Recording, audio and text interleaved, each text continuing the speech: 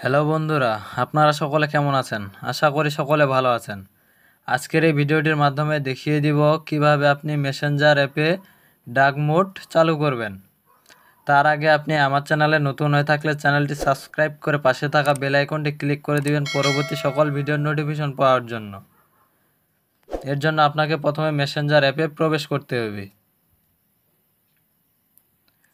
তারপর উপরে 3 লাইন অপশনে ক্লিক করে দিবেন। তারপর এখানে সেটিংস অপশনে ক্লিক করে দিবেন।